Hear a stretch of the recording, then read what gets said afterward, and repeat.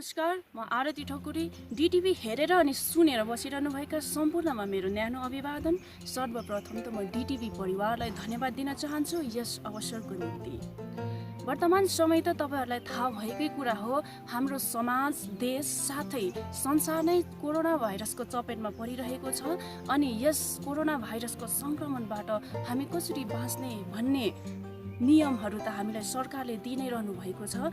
यस संक्रमणबाट बाँच्नको लागि हामी आफै पनि जिम्मेवार हुन जरुरी रहेको छ। सरकार मात्र नभएर यस जुन चाहिँ संक्रमण छ, यस संक्रमणबाट हामी बाँच्नको लागि हामी भिडभाडतिर जान भएन, जहाँ कुनै पनि मानिसलाई जहिले पनि कुनै पनि समयमा ऊ संक्रमित भएको हुन सक्छ। किनभने यो भाइरस एकदमै हाम्रो नेकेड आइजले, खुल्ला आँखाले नदेख्ने हुँदाखेरि हामीलाई थाहा हुँदैन कुन मानिसमा कति बेला र कुन ठाउँमा यो भाइरसले आफ्नो खेल खेलिसकेको हुन्छ, त्यो थाहा हुँदैन। त्यसैले हामी कुनै भिडभाडमा नजाउँ, घरमा बसौँ। यदि कुनै आवश्यक काम नपरेसम्म बाहिर ननिस्कौँ।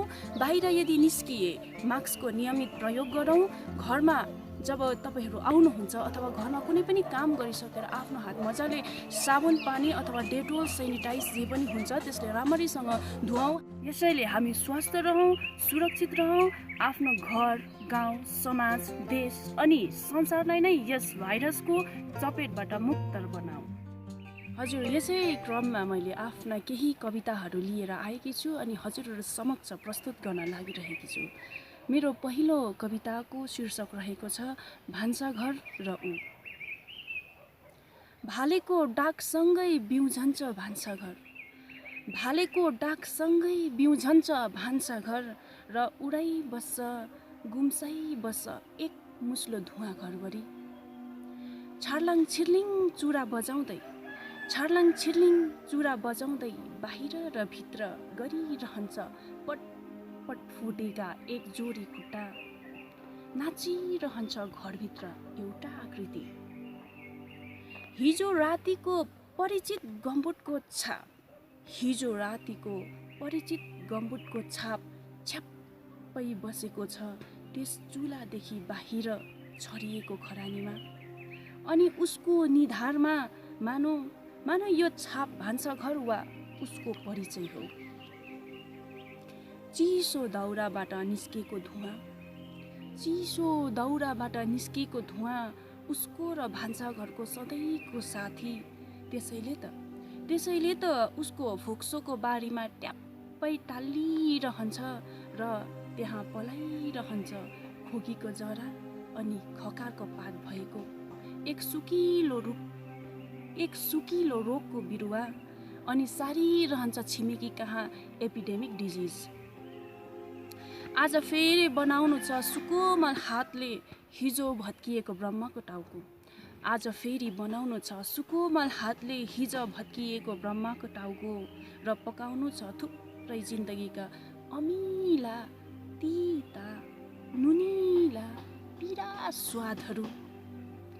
कितलीमा बसाएको रातो रङ जस्तो, कितलीमा बसाएको रातो रङ जस्तो कहिल्यै घुलेन उसको जीवनमा रातो रङ।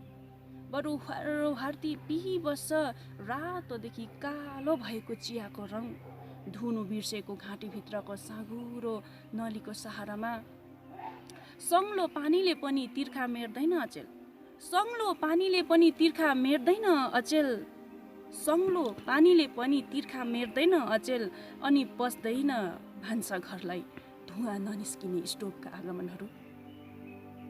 प्रेसर कुकरमा गुम्सिएको बाफलाई, प्रेसर कुकरमा गुम्सिएको बाफलाई एडिसनले स्वतन्त्रता दिलाए झैँ उसको गुम्सिएको जीवनलाई भान्साघरले कहिल्यै दिएन स्वतन्त्रता।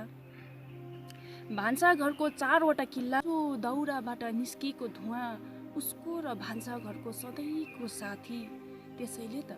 त्यसैले त उसको फोक्सोको बारीमा ट्याप्पै टालिरहन्छ र त्यहाँ पलाइरहन्छ खोकीको जरा अनि खकारको पात भएको एक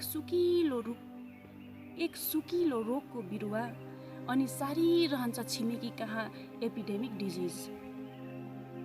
आज फेरि बनाउनु छ सुकोमल हातले हिजो भत्किएको ब्रह्मको टाउको। आज फेरि बनाउनु छ सुकोमल हातले हिज भत्किएको ब्रह्माको टाउको र पकाउनु छ थुप्रै जिन्दगीका अमिला तीता नुनिला पिरा स्वादहरू। कितलीमा बसाएको रातो रङ जस्तो कितलीमा बसाएको रातो रङ जस्तो कहिल्यै घुलेन उसको जीवनमा रातो रङ। बरु हर्ती पिही बस्छ रातोदेखि कालो भएको चियाको रङ। धुनु बिर्सेको घाँटीभित्रको साँघुरो नलीको सहारामा सङ्लो पानीले पनि तिर्खा मेर्दैन अचेल। सङ्लो पानीले पनि तिर्खा मेर्दैन अचेल। सङ्लो पानीले पनि तिर्खा मेर्दैन अचेल। अनि पस्दैन भान्सा घरलाई धुवा ननिस्किने स्टोभका आगमनहरू। प्रेसर कुकरमा गुम्सिएको बाफलाई एडिसनले स्वतन्त्रता दिलाए झैँ उसको गुम्सिएको जीवनलाई भान्साघरले कहिल्यै दिएन स्वतन्त्रता। भान्साघरको चारवटा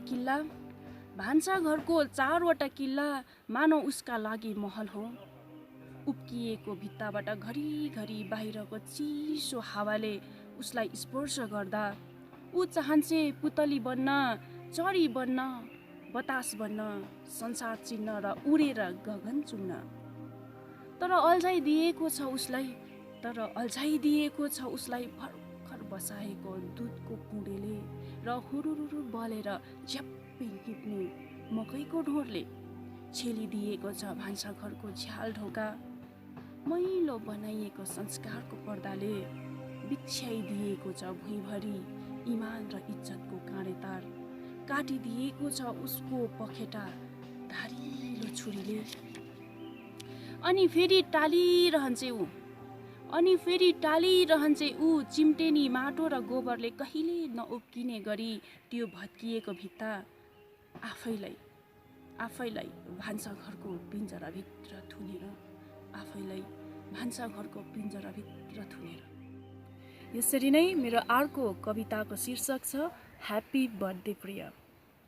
ह्याप्पी बर्थडे प्रिय। जीवनका थुप्रै घुम्तीहरू काटिएपछि एउटा घुम्तीमा हो तिमीलाई भेटेको। अनि त चैतको उजार समयमा बसन्तको आभास पाएकी मैले। रङ्गी बिरङ्गी सपनाहरू फुल्न थालेको मनको बगैँचा भरिभरि खुब रमाएको हो मन पनि। चौरस्ता कहिल्यै थाक्दैन नि त्यो छेउका रुखका कैयौँ वैशहरू समयसँग साटेको देख्दा। हो त्यसरी नै मलाई नि थाक्न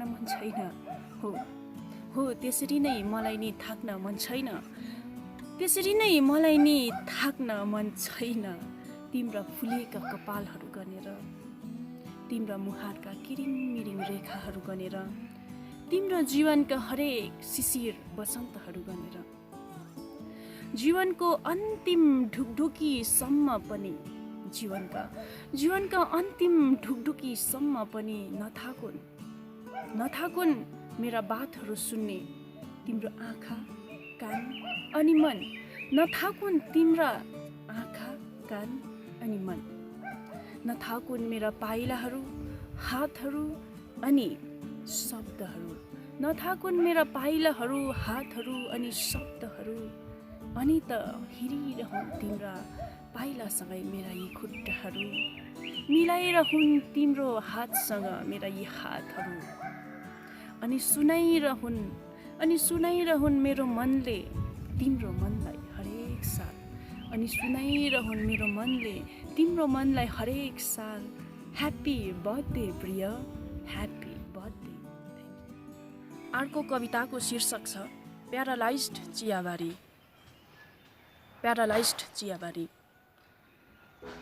आधा निन्द्रा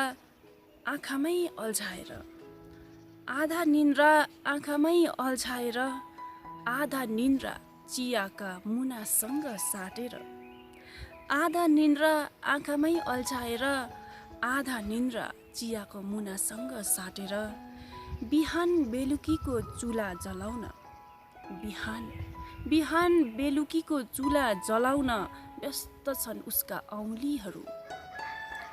फाटेको बाहुलालाई मोजा बनाएर 2 पाउलाई गुफामा लुकाउने, उसको सिपलाई कहाँ टेर्ने र जुकाले, जिद्दी जुका ढाडिएर औँलाका कापमा रमाउँछन्। जिद्दी जुका ढाडिएर औँलीका कापमा रमाउँछन्। खल्लो सब्जी रुचाउँछिन् उनी, जुन जुकालाई मन पर्दैन। हतार छ उसलाई चियापत्तीको टोकरी भराउन। बारुलाले चिले झै घाइते मनले जिन्दगीको टोकरी भराउन के सक्छ होला र? चियापत्तीका मुनाहरूका सयौं यौवन लुटे तापनि उसको रहर अधुरो नै छ। उसको फुलेको कपाल र चियापत्तीको कक्रेको अनुहार उस्तै कहाँ देखिने र? र त डसिरहन्छन् कमानलाई विषालु सर्पहरूले। अहिले उसलाई एनिमिया भएको छ। ब्लड ब्याङ्कमा रगत सकिएको छ। उसको छोरो भर्खर चिया लिएर आइपुगेको छ अस्पताल। चियापत्तीको सुगन्धमा अचेल उसले बारुदको गन्ध पाउँछ, अनि बारुदको गन्धमा फुलको सुगन्ध। चियापत्तीको सुगन्धमा अचेल उसले बारुदको गन्ध पाउँछ, अनि बारुदको गन्धमा फुलको सुगन्ध। लु अब भन्नुहोस् त हजुर, गन्ध र सुगन्धको तालमेलले उसलाई किन यति धेर सताउँछ?